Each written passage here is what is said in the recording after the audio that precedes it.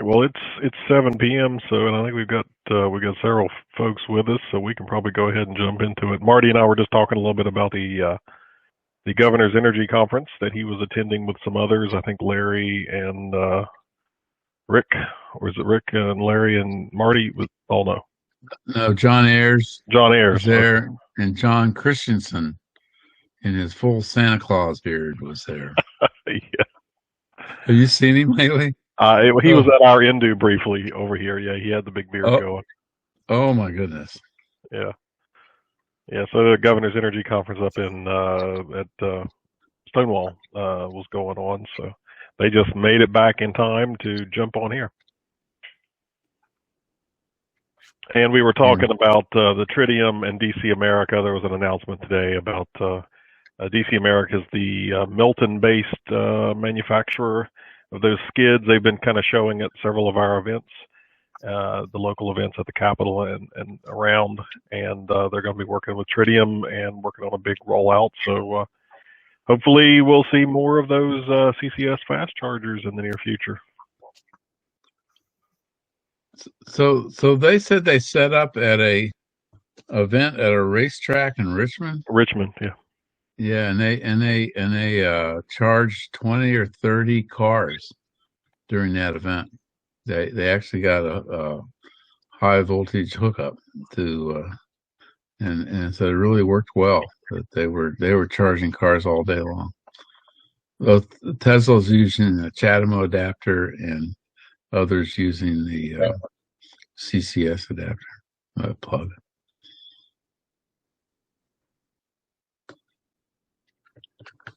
So is a tritium, I assume, has nothing to do with the isotope of hydrogen that has 2 neutrons with it. That is what I've always heard tritium was. I assume there's no just a company name, no relationship. Yeah, their actually headquarters is in Australia, but they have a manufacturing plant in Tennessee. Okay. It's a cousin of the dilithium that they use on the Enterprise spaceship.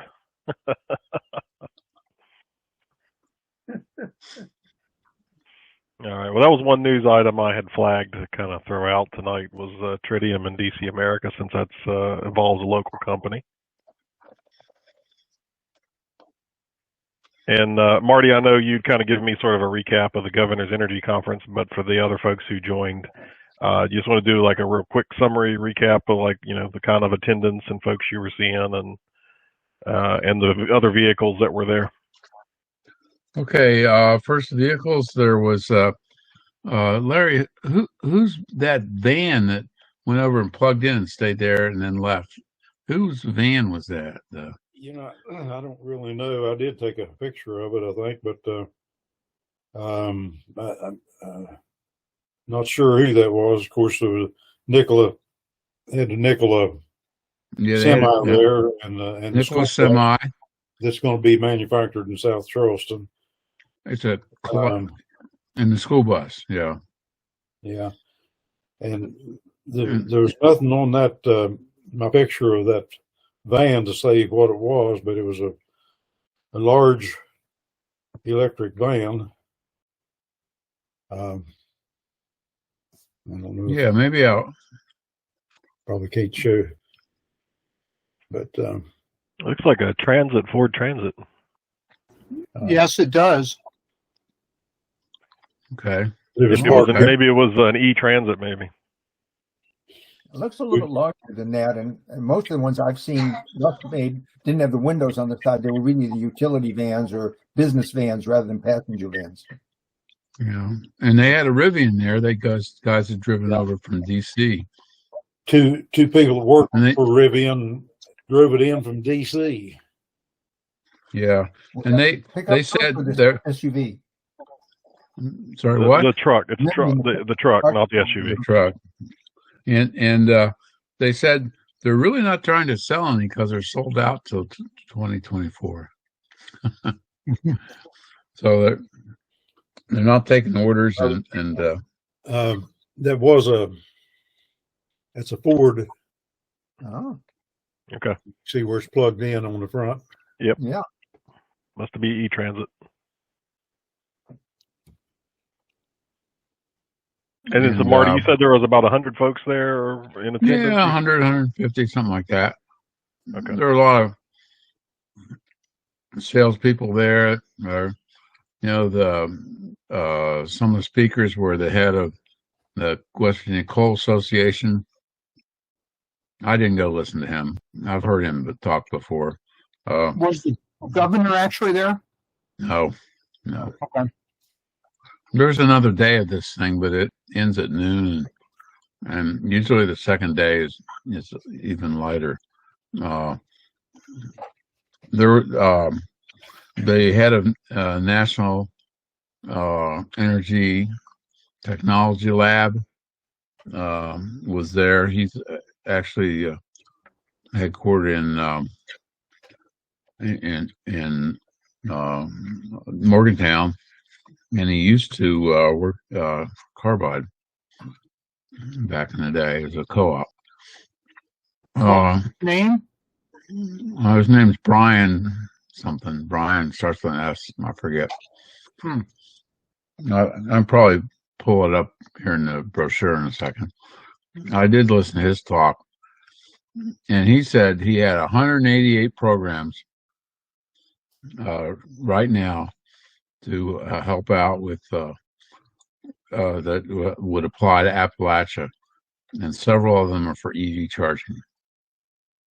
And that's also what Nathan told us, that there's more than NEVI out there. The Appalachian Regional Commission has stuff, and I got Kelly yesterday to promise me that she'd look through all the grant applications that she's aware of. And I asked Nate to send me a spreadsheet listing all the ones he was aware of. And maybe we can find something that we could convince one of the cities. And he said that Huntington almost pulled the trigger on a charging station, but they ran into some sort of property issue somewhere in downtown Huntington. But if we could get, South Charleston has expressed interest several times. It'd really be great if we could get something. And I asked him for a plus or minus wide guess, plus or minus 25% or more. And he said about $200,000 for a dual plug 75 kW station, and that would include the maintenance for 5 years. And that seems doable to me. If we could get some other folks besides the city involved, but get a few other folks, like maybe some car dealers, and could get a 80 or 90% grant match from the Appalachian Regional Commission. Anyway, that's kind of the good news I came away with. So maybe we can end this DCF drought. Also, speaking of the riveting guys, I got the name of a fellow that will give me the name of the guy that's in charge of East Coast Rivian chargers, DC fast chargers, and maybe we can give him a recommendation for where they want to go. So they don't want to go where the NEVI's going to go or the Electrify America will end up. And I said, well, really the adventure area of West Virginia is the Mon National Forest.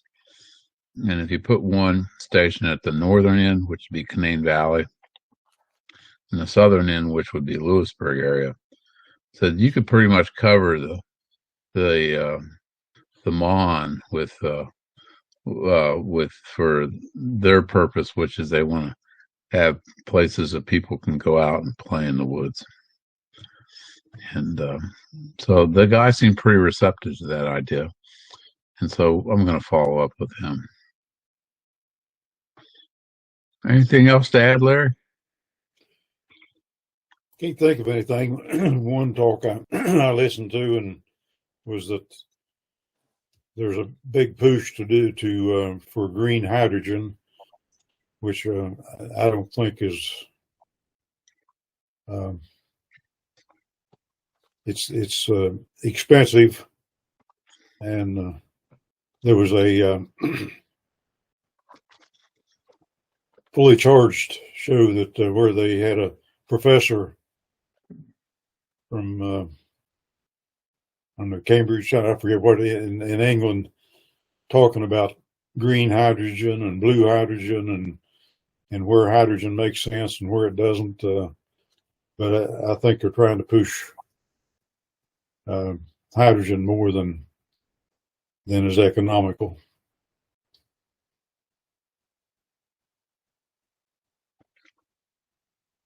As far as other conferences, I was at Wheeling a couple weeks ago at the Roadway Management Conference, and I spoke to a plenary session at that conference in Wheeling.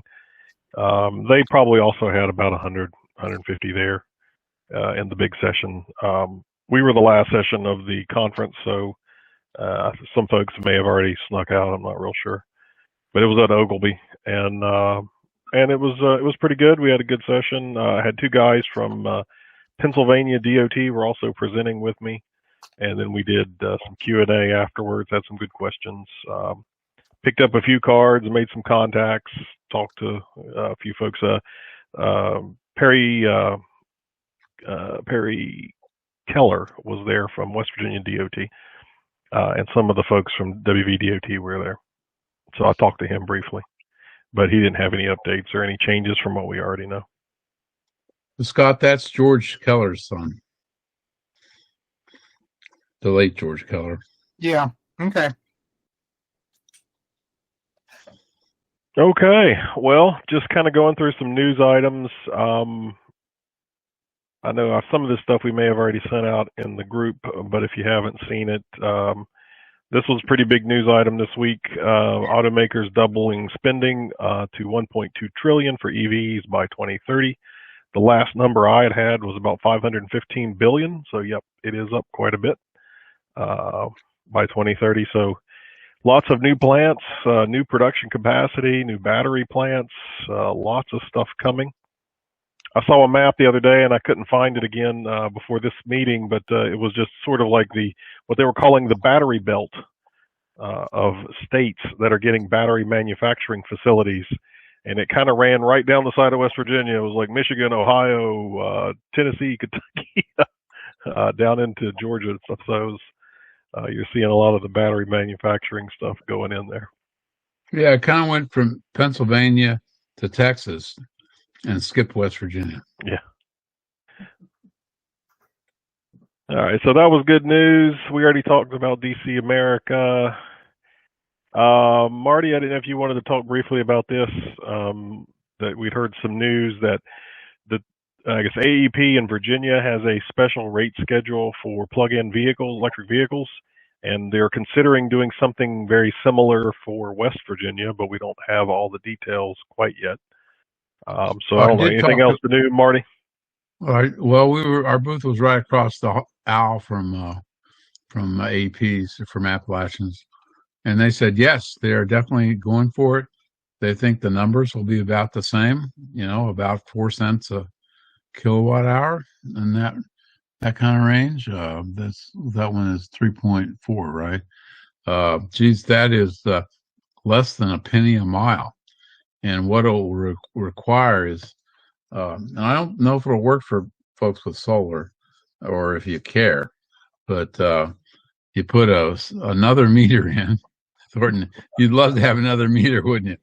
Sure. And you put it in between your panel and your charge connection, so your EVSE, and it'll be one of the type that they can read in the office. They don't even have to come out, and basically you program your car to charge just during the off peak, and they will charge you a penny a mile for driving.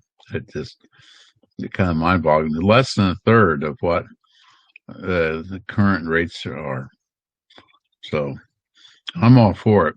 Yeah, I mean, it's going to be great if we can get it. I mean, I think really we're just waiting on the final details, and if they ask for comments or anything, we can we can certainly chime in on that. Rick, did you have something on it? Well, I question, this is sort of an offshoot of time of use metering, except you have to have an EV to get this. It's not just if you use it between 8 p.m. and 6 a.m. for your dryer or for your television, Right. you're going to get a lower rate. It's going to be hooked, your EVSE will be hooked, and it has to be hardwired, I think, and then go to that separate meter, and then you'll get charged for that. Right. Yeah, so it's not like time of use tariff in California. It's different. So the advantage of that, it's a big advantage for everybody. It moves demand over, Appalachian has lost so much industrial demand that would run 24/7 that they're really, really down at night. So anything they can do to build demand at night benefits everybody, and it reduces their costs, and they can supposedly charge less.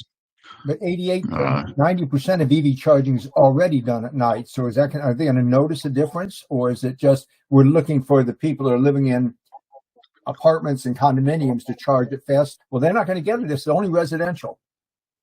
Well, it's for anybody that has a meter, and a lot of people have meter electricity in their condos or apartments too. So, but it has to be after 8 p.m.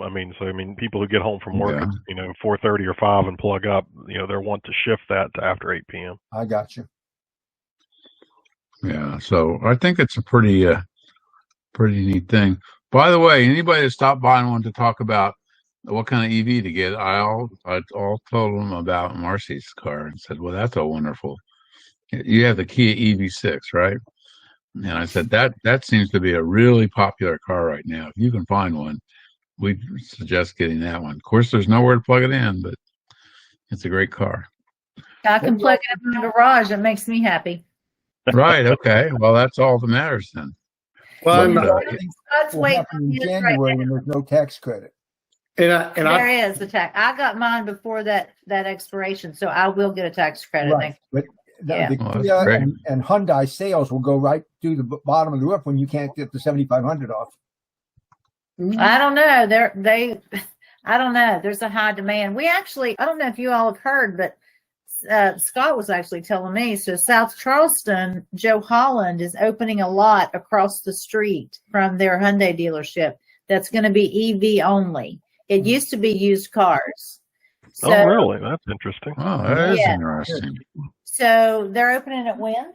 December. In December. So I think they're hoarding a bunch of cars right now somewhere because you cannot order one, buy one, nothing. And how are you going to open a lot in December unless you have inventory? Well, Marty, there you go. You need to go talk to them about chipping in for a charger. Well, yeah, absolutely.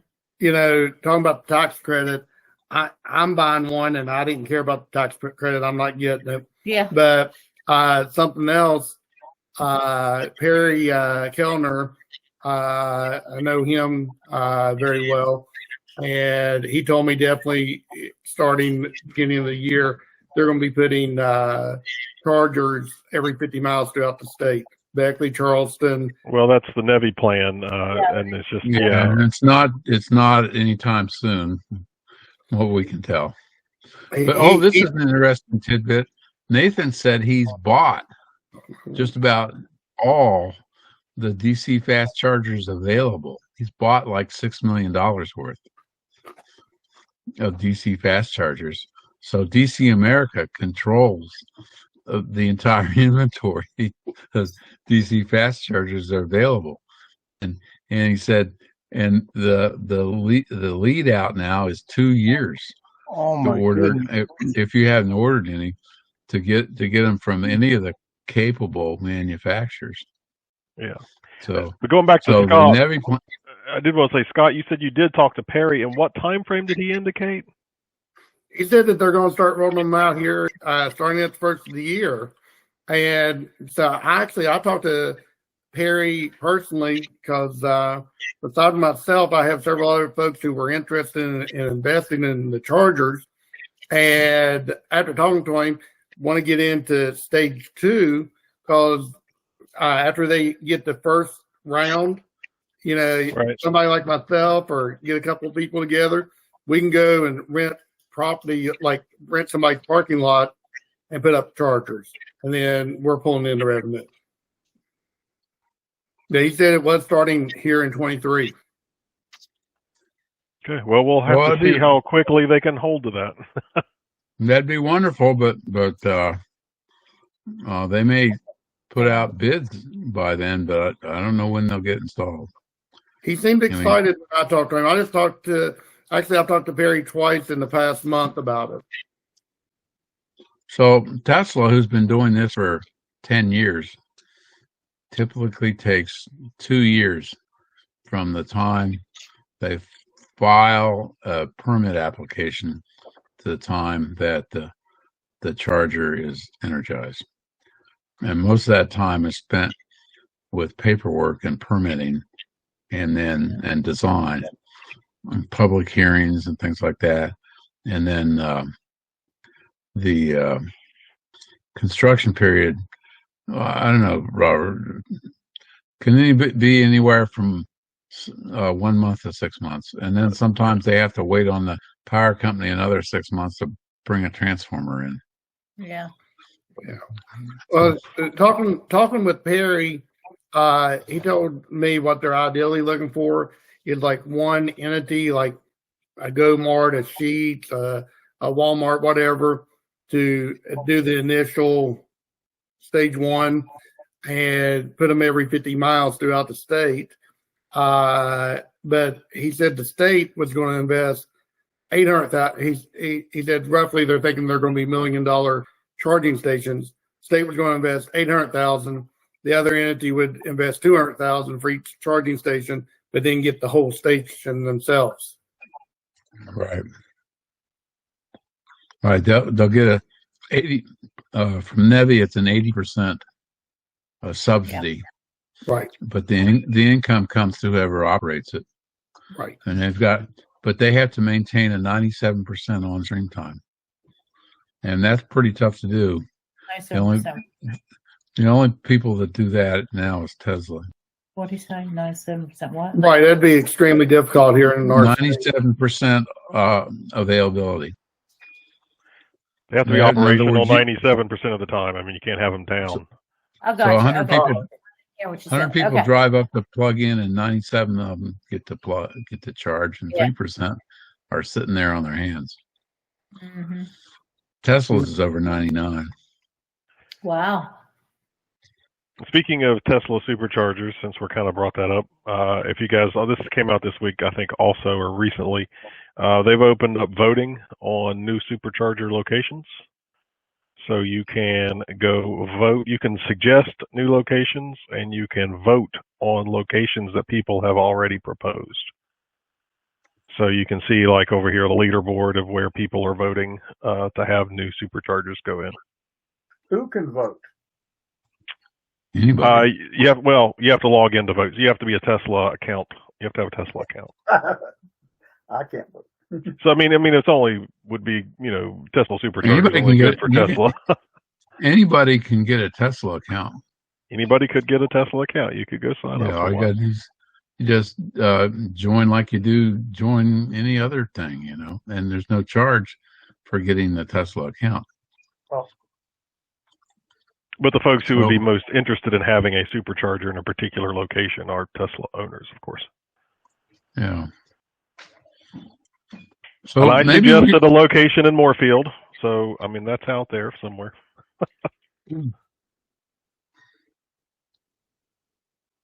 So the most votes are for Big Bear Lake, California. Right now. Oh. And, of course, you see it's international, so there are other countries' locations. Morro Bay, there's a whole bunch of chargers within 10 miles of Morro Bay, so I don't understand that one. San Luis Obispo, and it's in the same county, and it's just a little further inland. Some of these, you kind of wonder if they're destinations. Maybe they should have destination charging, not really supercharging. Yeah, that's what's really neat in Morro Bay. People go there and spend the day walking up and down the beach. That's the thing with the great big rock, Morro Bay rock. Okay. Well, so if you want to vote on superchargers or suggest a location, here, I can drop the link in the chat. That'd be great. Maybe we should all decide on one spot that we really, really want to have one. Canaan Valley, Moorfield, and ask everybody to vote for that one. So we got our chargers. I put the link in there if you want to take a look at those. As far as other Tesla news, the Tesla Semi is going to be shipping. It got its EPA approval, I think, today. They announced that. And Pepsi's supposed to take the first deliveries in December 1st. So we'll still haven't seen final specifications on it yet. So still waiting to get the final on what the battery size is, efficiency per mile, all that stuff. So, but it'll be interesting. So the Nikola guys gave me some numbers. It says 750 kW for the kWh for the battery, and between 0.3 and 0.6 miles per kW, depending on whether you're going uphill or downhill. I guess we already know. We already know about Nikola's going downhill stuff. But, Tesla wanted to have a range of 500 miles, but that Nikola doesn't sound like it's quite that. It must be 400 miles on the Nikola. Mm-hmm. And in other truck news, of course, GM also announced their new Sierra and Silverado EV competitors to the F-150 Lightning. And we got some specs on these things. And I think they said they sold out the first run of them, which were like 100,000 plus model vehicles. So I don't know how many they were making. But they sold out the first run in 24 hours. Nobody wants to drive electric. Yeah. Pulling an Airstream, and about a year ago I read where Airstream has a model that you can buy that has battery in it with a cable that then goes to your vehicle, so that you don't, whatever range you get in your vehicle, you get the same when you're pulling an Airstream. You just have to sit there and charge it up before you take off, but you get the same miles per load. I think that was, I don't know if that was in production. I think that was a prototype or something they were testing. I could be wrong, but I didn't know it was in production. I did see that though. Yeah, it may have been just a possible. So Larry, yeah, interesting concept. Did you go sit in the school bus, Larry? Yeah, I sat in it. I was in there with you. Yeah. So I have a friend that works for Kanawha County Schools, and the bus drivers all claim they hate the school bus, and they say the driver's down too low and can't see the kids. Well, the mirror's in the wrong spot. It looked like they just need to tilt the mirror a little differently, and so they did say they're going to change the mirror, and they're going to lower the kids' seats by 4 inches, so it'll be easier for the bus driver to see what's going on. But they can carry 90 kids in that thing. I'm surprised they don't have a camera facing backwards and then a little screen. Well, they have like 10. They have like 10 cameras, and you can get an option where the principal can watch the kids, and you can also get an option with there's a monitor, and you can turn it around so the kids can see what's being recorded. So that's pretty. Yeah. Hey, have y'all seen the ad for the new Denali? Yeah, No. GM did. I haven't seen the commercial, but I've seen the articles about it. I saw a commercial for it last night. It's hot. It's got over 700 horsepower. And Yeah, I saw that. They all do. The whole grill is sunroof. Yeah, they all. Great thing about EVs, we're not short on power. No. Yeah. Pun intended. The Rivian. Oh, go ahead. The Rivian actually has 4 motors, one for each wheel. It's like 800 some horsepower, I think, in the Rivian. Yeah, and they can do. And as I was passing one on I-79, I can assure you that when that thing's going 70 miles an hour, it has lots of additional speed, and it just whipped past our Model 3 as I was trying to pass it. Guarantee it. Yeah. It'll really haul. Well, it's kind of like, But- the Plaids getting up when you're 1,000+ horsepower in, a sedan and a Tesla Plaid. I mean, it's just 1,000+ pound-feet of torque. It's just EV technology and motors it's crazy what you can do with power. You need a G suit to avoid passing out. And I don't know if any of you guys follow. Is anybody familiar with Ken Block? And he's a driver, pretty famous for doing videos that are called Gymkhana. No. I don't know if not maybe not this crowd. But anyway, they're usually very fun videos. It's a performance oriented stunt driving basically. And he made very popular certain types of vehicles like the Subaru WRX. He's went through several types of very high performance vehicles. And his latest one, I just saw it today, was from Audi. And it's called, he calls it hooning when you're driving very, when he's doing his sport driving, stunt driving. And it's called the Hoonatron for the Audi e-tron. And it's like the amount of power that this thing has. I mean, he's just effortlessly spinning all four wheels. And there's smoke going everywhere. It's just crazy the amount of power that's been down. I'll have to see if I can find the video for that. So, Scott, are you going to get another Kia ED6? Scott Moore? Yeah, actually, I'm currently waiting on it. Mine's been ordered since late August. And I'm sure my salesman at Dutch Miller's tired of hearing from me. But currently, I've got the electrician in the garage right now, and he's finishing up my charging port as well as the flip switch so that if we have a power outage, I can hit 10 breakers in my house. Well, that's pretty neat. That's got to be the only sedan that has plugs in it. It's really neat. I mean, the only reason why I'm buying the car is I think it's the coolest car I've ever seen in my life.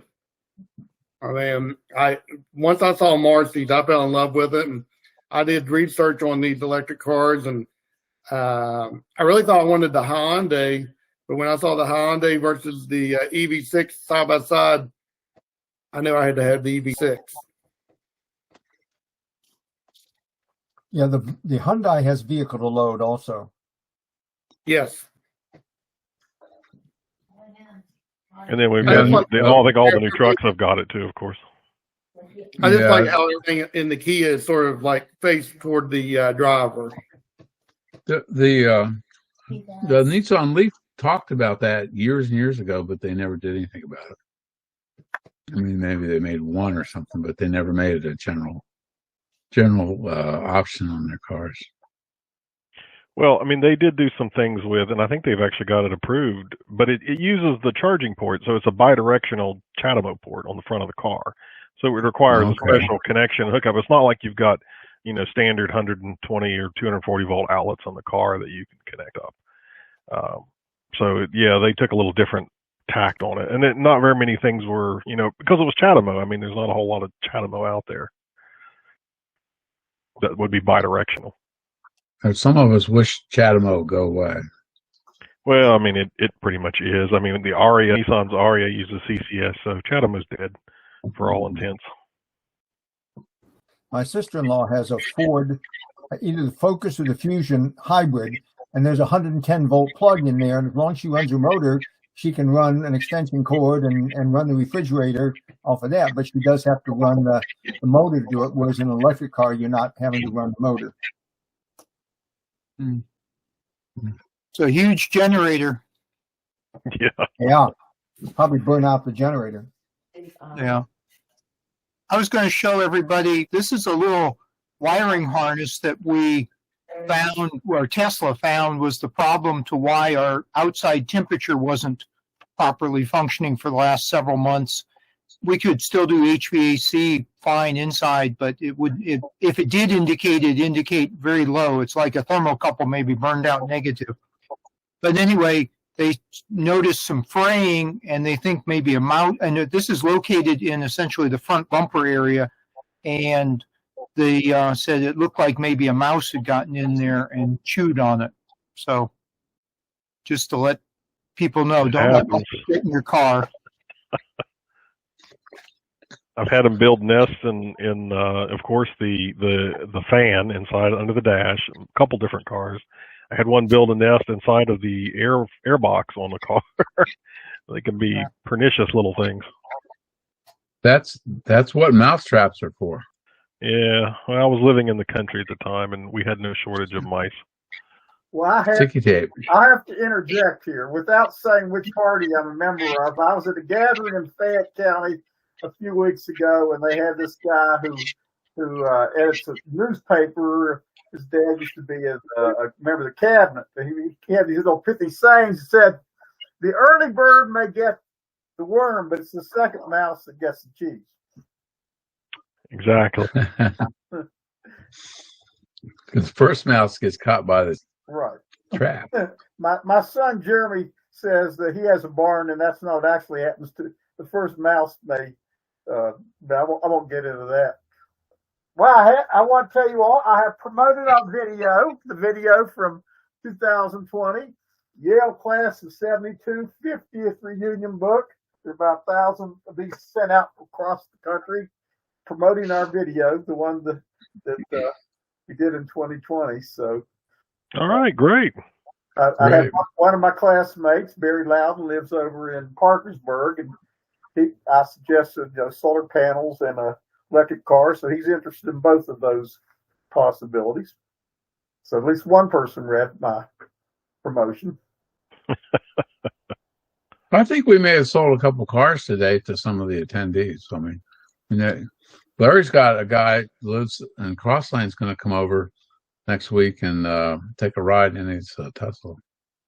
So, there's another thing. There's some National Guard guys there.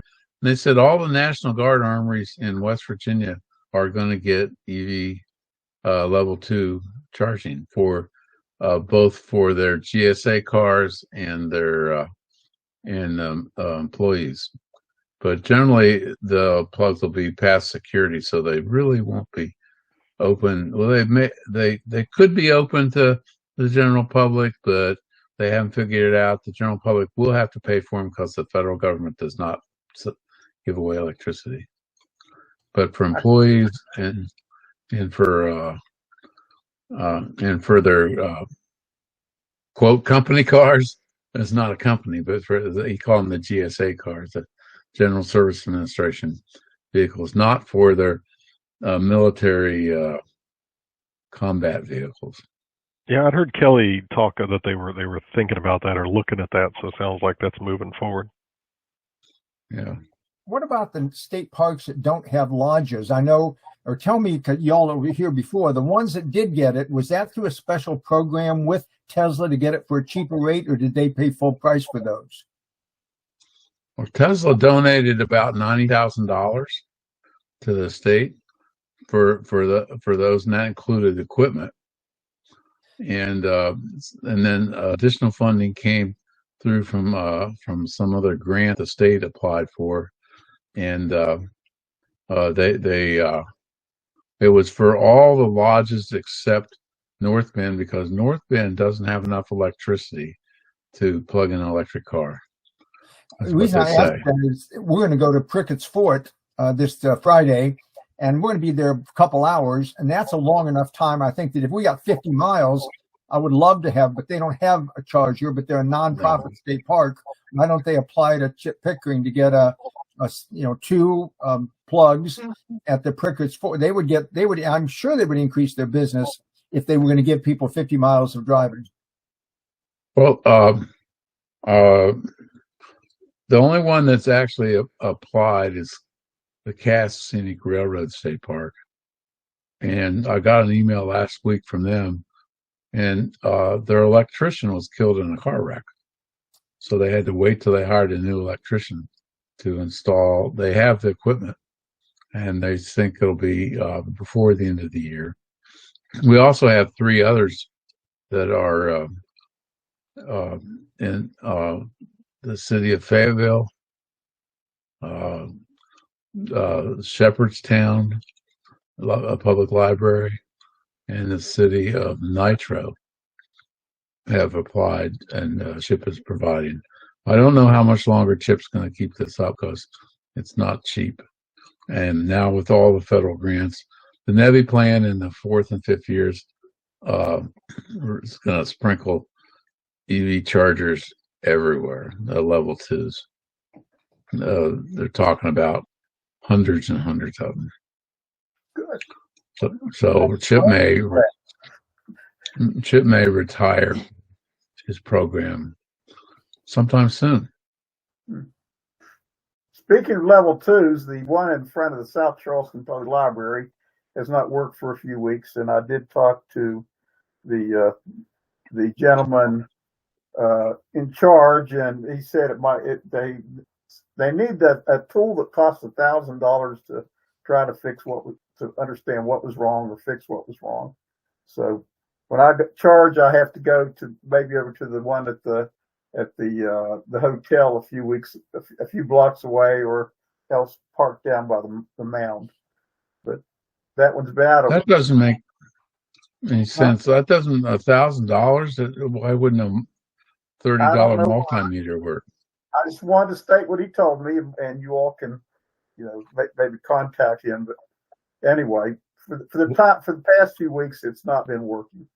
So. Okay, Larry, was the just replace the charger unless the underground cabling is not working or something there? I don't know.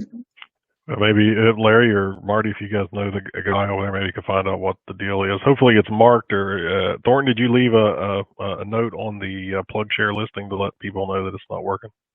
I've never actually accessed the plug share site. Okay.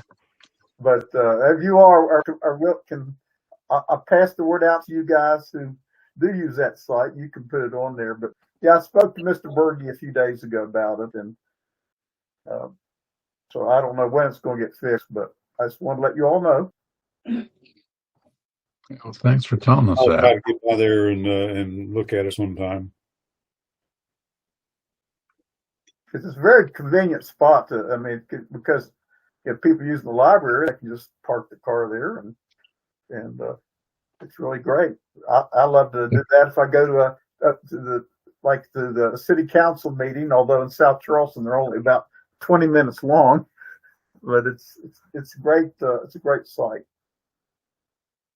But anyway, I can say that the chargers at Ogley were working fine. I drove over from Martinsburg to Wheeling and got just a real quick supercharge that night when I spent the night, and then I only charged about 40-50%, and then went over to Ogleby and finished charging in the morning. But yeah, worked good. Yeah, there's several reports from the end of July that it's not working.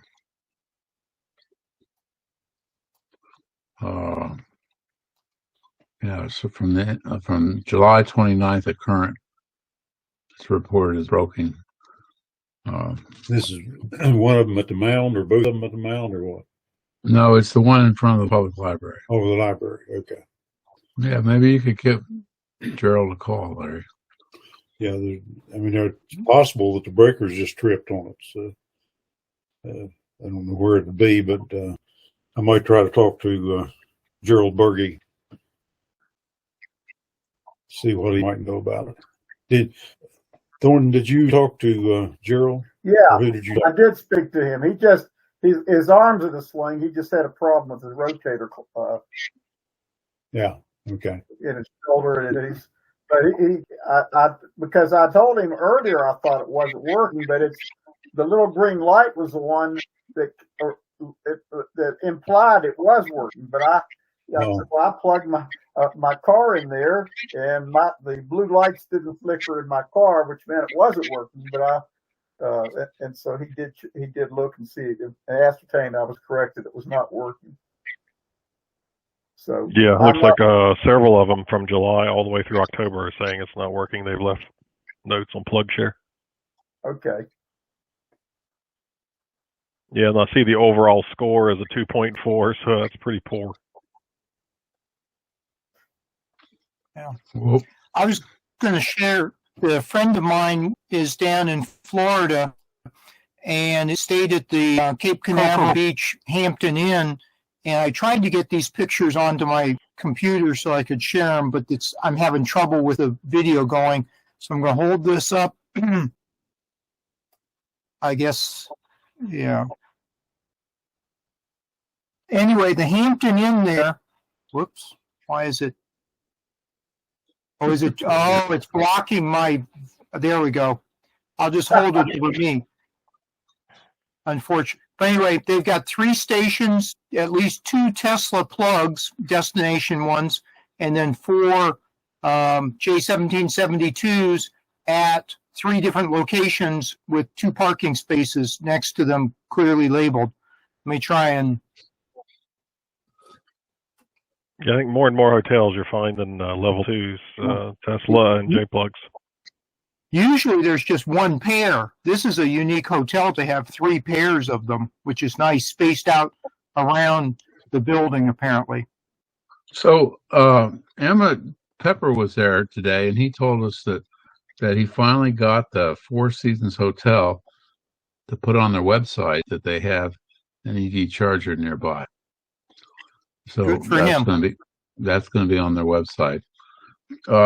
Also, Kelly Bragg, she had an idea that maybe we could talk about a little bit. She said you could put a QR code on the charging device, and people could read that, and you could take it to the WVEA website or to the City of Charleston website or to a special page that told you what all's around the supercharger. I think that would be or any charger. You could look at it and you could get a list of businesses that you could spend money at near the plugs. So that might really be useful to folks. Maybe we could think about doing something like that where we have a page for each charger and use a QR code, takes you to that page and says, okay, there's this restaurant here, and there's this shoe store or whatever businesses are in the area. That could be a great way for promotion of a great way to promote the towns that these chargers are located in. I know PlugShare gives very generic, and they say like lodging, dining, shopping, that kind of stuff, but it doesn't have specific businesses listed. But you could have specific businesses, say 2 blocks to the north is a sit-down restaurant, the name of such and such, or I don't know what other attraction. I've not found the PlugShare data to be as useful because sometimes they'll say, "Oh, it's nearby restaurant," and you find it's 1.25 miles. Well, most people don't want to walk 1.25 miles from the charger to go to a restaurant. Right, but I was thinking like the one in downtown Charleston at the parking garage. There are at least within 2 blocks there are 5 or 6 restaurants. And if you had their names and exact location, people or addresses, people could walk over to them while they're charging and stuff. That might be a useful add-on functionality that we provide to folks. Yeah. Hey, go ahead. No, it's all right. Go ahead, Thornton, then I'll go. I was just going to say, since early voting starts tomorrow, it also is the site at the parking garage is also convenient if you want to vote early at the voter registration office. You can park your car there and walk over and vote early if you want to use that site. I mean, there are a number of sites you can use across Kanawha County, but I really like the fact that those 2 places, those 2 charging stations are a block from voters. Yeah. Great location for government, if you're accessing City Hall in Charleston or county government. That's in addition to the private sector. Yeah, and there's restaurants really close, like the Recovery Room, and Sam's Uptown and stuff like that are all within a couple blocks of the place. So it might be an attractive thing for us to think about. I mean, it's not that difficult to implement. The tough part though is just somebody's got to build it, and you got to keep it up to date. And Right. and there's, with all chargers around the state, I mean, you got to have folks who are willing to regularly go out and verify the information and provide updates. And it's just, I mean, it's all doable. It's just, it would require some work. Yeah. Rick mentioned restaurants a mile or more away that you don't want to walk to. My kids, when they're traveling with us, when we go through Chicago, Maryville, there's a Portillo's that they really like. Their solution is they will order online for pickup, and we'll drive by it, pick it up, and then eat at the supercharger. So Yeah. They figured that out. Yeah, but if you walk to the restaurant and back, that leaves me more time that your car is charging. So, I mean, The thing is, with our superchargers, we only need about 20 minutes, Thornton. The car is usually ready before we are. okay, then you can try to do the 4-minute mile then or something. I don't know. And then there's that nasty little $1 a minute idle fees. That too. Oh. Sorry We're about just $1. further from Morgantown than Charleston is to make it. We can make it on a single charge, but you're not a big buffer. So we stopped once at Astorg Auto and just walked to Applebee's, ate, came back. We didn't wait 1 second. We just unplugged the minute we got back, and we got all the the mileage that it took to drive from Charleston or from Huntington to Charleston, and then we were able to get into Morgantown with no nervousness. So when there's a restaurant nearby, it's very, very valuable. Yeah, I saw this note. I don't know how much do you guys see this. Taco Bell, I guess they're rolling EV charging out, EV charging stalls and I guess food pickup delivery or eat right there at the restaurant at, I think it was 100 California locations or something like that. And solar panels. Well, let me That's ask cool. you this question. If you go to a DC slow charge, 24 kilowatt, and you're paying for that, you might pay 30 cents a kilowatt hour. How much of that does the host get? Do they get any at all, or do they get something for allowing ChargePoint to put it there, right? I would say they got to get something, yeah. The reason I ask that is we're going to be in Morgantown, and Freedom Kia has that slow charger, DC slow charger, 24 kilowatt. And I called them up because on the plug here it says for Kia customers only. And I said, I'm up there, and I'm not going to be one of your customers. I'm going to be there in the evening, and I walk to Buffalo Wild Wings and eat and charge. I said, I've got a ChargePoint card. He said, oh no, if you have a ChargePoint card, you're good. It's primarily for our customers while we're open. And as soon as we're closed, it's open to anybody because you have to pay for it if you have the ChargePoint card, and we get a portion of that. Not much, but they're eager to have anybody come as long as you don't break it, as long as they're not using it. But that's not what PlugShare says. PlugShare says for Kia. I'll say they should be more explicit on their PlugShare listing then. Yeah. I may talk to them when I go there if I get there in time, and because even if I just plug in for an hour while I'm eating, that's 90 miles or something.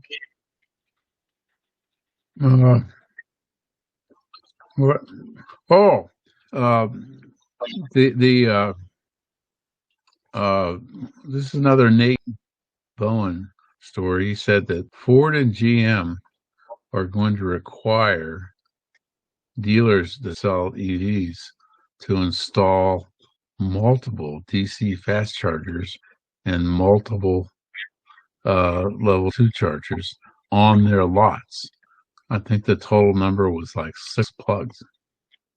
And they have to do that if they want to sell EVs. So that's a big investment.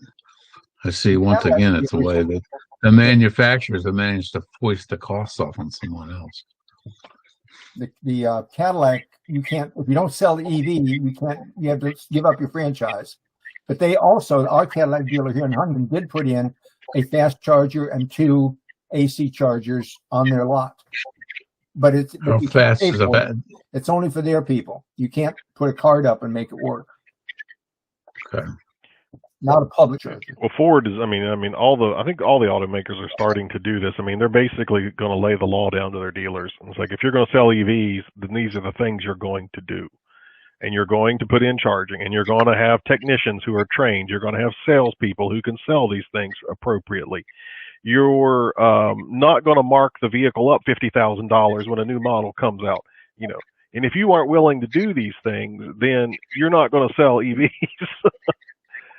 So, I mean, they need to do that. Yeah.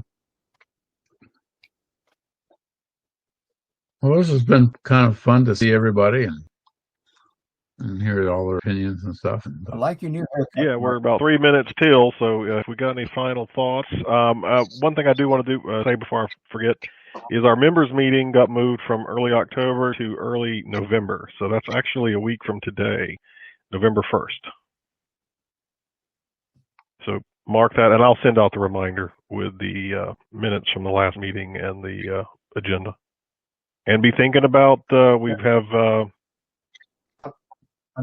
officer voting coming up. So if you would like to be an officer or, you know, volunteer for a position, please send us an email. Send me an email. Let me know.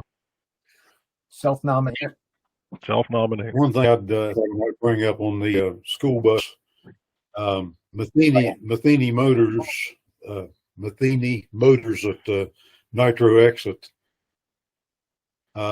had a school bus in there in November of last year, and I got acquainted with a couple of folks at Matheny Motors, and so they were up there today at the Governor's Energy Conference, and they were telling me that they will be the distributor for the buses that are manufactured in South Charleston.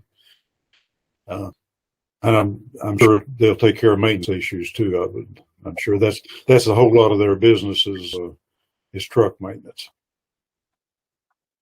Cool. So it'll be a local dealer who can provide service and warranty support and all that. Yeah.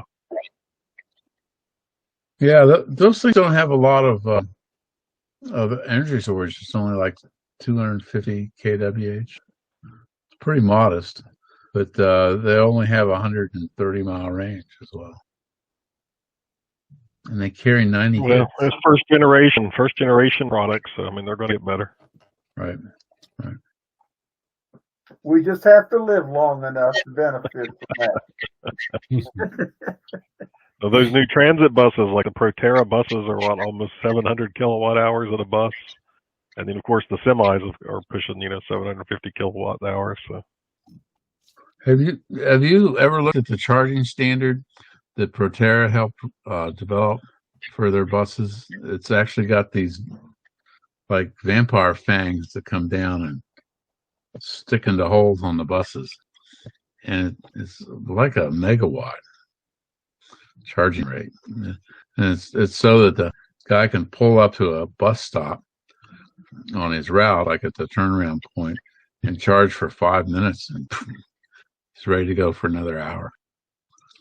It's a pretty elaborate, sophisticated system. All right, guys, it's 8 o'clock. So thanks everyone for joining us, and we'll see you next Tuesday. Be sure to remember, early voting starts tomorrow, whatever your affiliation or not. It's an off-year election. Be sure to vote. All right. I will vote. Everybody. All right. See ya.